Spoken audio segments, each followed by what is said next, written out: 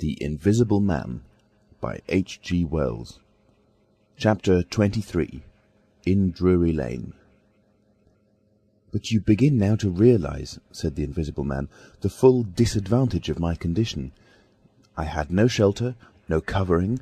To get clothing was to forego all my advantage, to make myself a strange and terrible thing. I was fasting, for to eat, to fill myself with unassimilated matter, would be to become grotesquely visible again." "I never thought of that," said Kemp. "Nor had I, and the snow had warned me of other dangers. I could not go abroad in snow, it would settle on me and expose me. Rain, too, would make me a water outline, a glistening surface of a man, a bubble. And fog, I should be like a fainter bubble in a fog, a surface, a greasy glimmer of humanity. Moreover, as I went abroad in the London air, I gathered dirt about my ankles, floating smuts and dust upon my skin. I did not know how long it would be before I should come visible from that cause also. But I saw clearly it could not be for long, not in London at any rate. I went into the slums towards Great Portland Street, and found myself at the end of the street in which I had lodged. I did not go that way because of the crowd halfway down it, opposite, still looking at the smoking ruins of the house I had fired. My most immediate problem was to get clothing. What to do with my face puzzled me. Then I saw one of those little miscellaneous shops, news, sweets, toys, stationery, belated Christmas tomfoolery, and so forth, an array of masks and noses. I realised that problem was solved. In a flash I saw my course. I turned about, no longer aimless, and went, circuitously, in order to avoid the busy ways, towards the back streets north of the Strand, for I remembered, though not very distinctly where, that some theatrical costumiers had shops in that district. The day was cold, with a nipping wind down the northward running streets. I walked fast to avoid being overtaken. Every crossing was a danger, every passenger a thing to watch alertly. One man, I was about to pass him at the top of Bedford Street, turned upon me abruptly and came into me, sending me into the road and almost under the wheel of a passing hansom. The verdict of the cab rank was that he had some sort of stroke. I was so unnerved by this encounter that I went into Covent Garden Market, and sat down for some time in a quiet corner by a stall of violets, panting and trembling. I found I had caught a fresh cold, and had to turn out after a time, lest my sneezes should attract attention. At last I reached the object of my quest, a dirty, fly-blown little shop in a byway near Drury Lane, with a window full of tinsel robes, sham jewels, wigs, slippers, dominoes, and theatrical photographs. The shop was old-fashioned and low and dark, and the house rose above it for 4 stories, dark and dismal. I peered through the window, and seeing no one within, entered. The opening of the door set a clanking bell ringing. I left it open and walked around a bare costume stand into a corner behind a cheval glass. For a minute or so no one came. Then I heard heavy feet striding across a room, and a man appeared down the shop. My plans were now perfectly definite.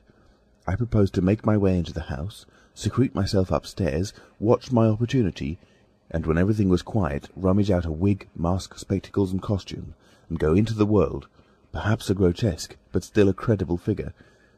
And incidentally, of course, I could rob the house of any available money. The man who had just entered the shop was a short, slight, hunched, beetle-browed man, with long arms and very short bandy legs. Apparently I had interrupted a meal. He stared about the shop with an expression of expectation.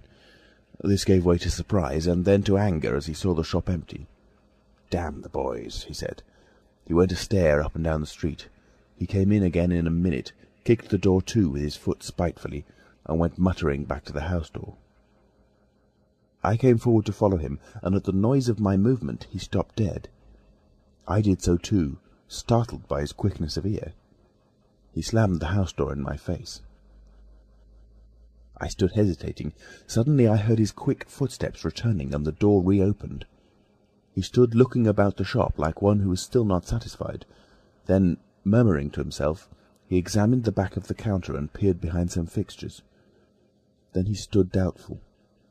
He had left the house door open, and I slipped into the inner room.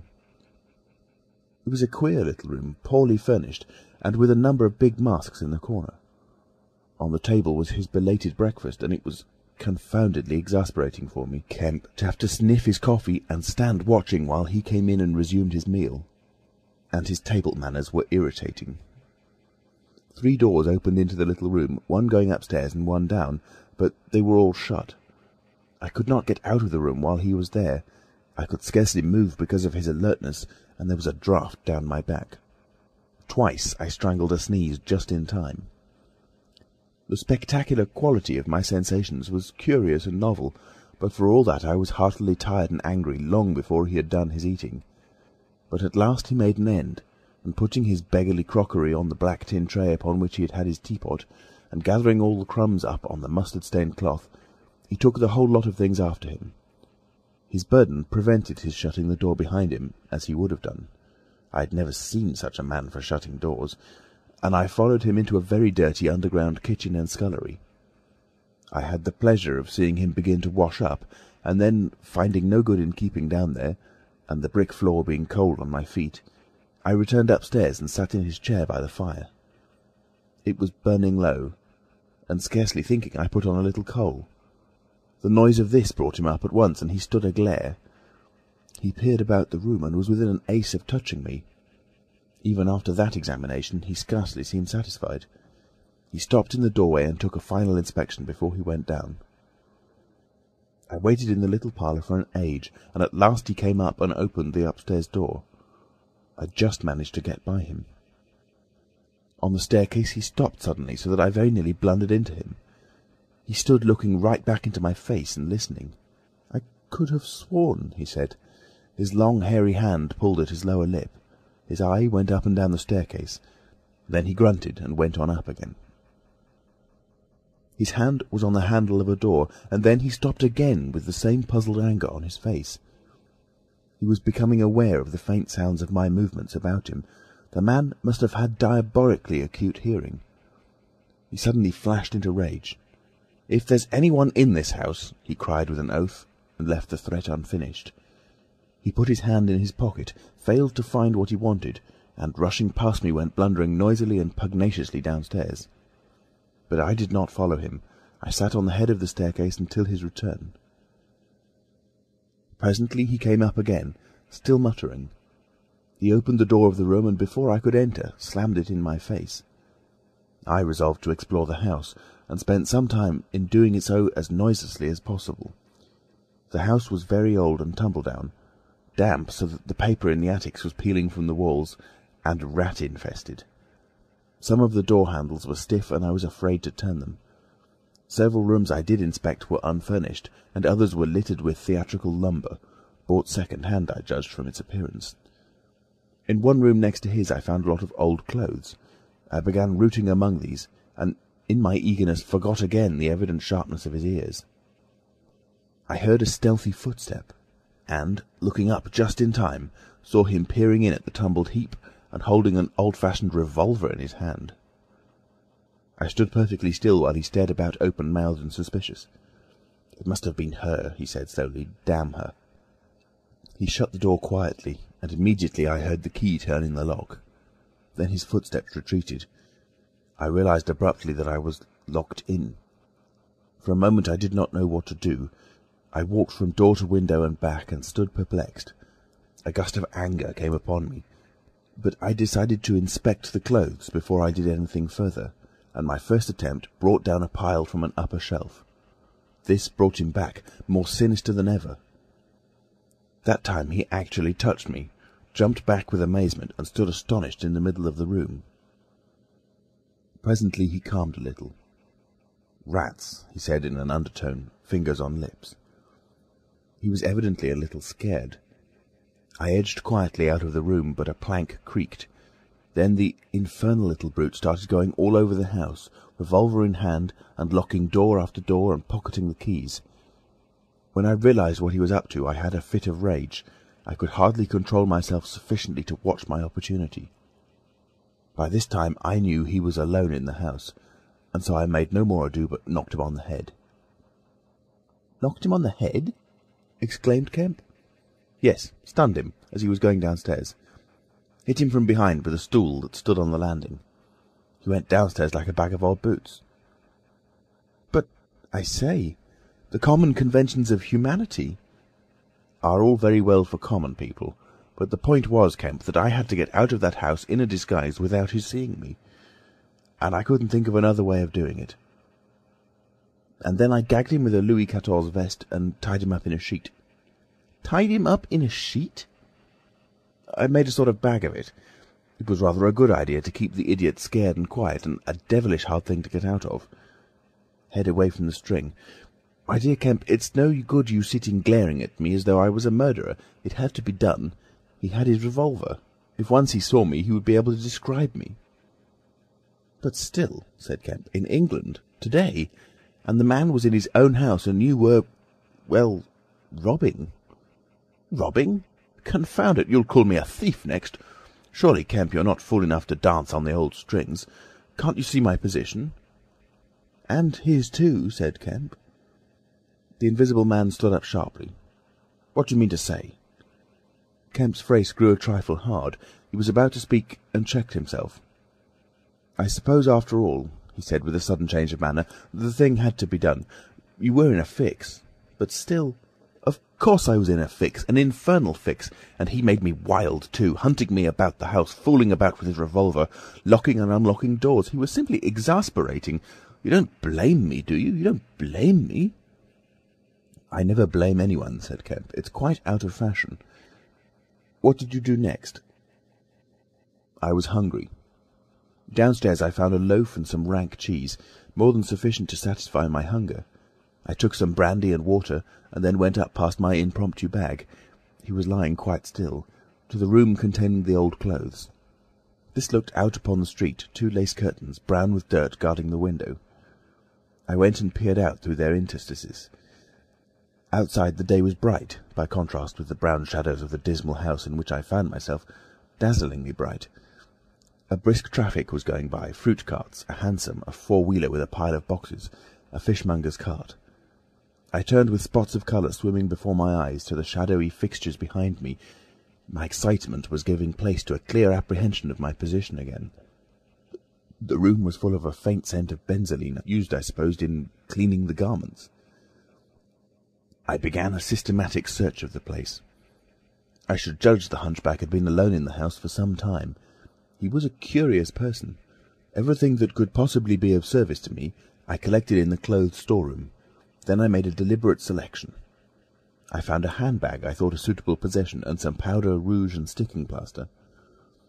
I had thought of painting and powdering my face and all that there was to show of me, in order to render myself visible, but the disadvantage of this lay in the fact that I should require turpentine and other appliances, and a considerable amount of time before I could vanish again.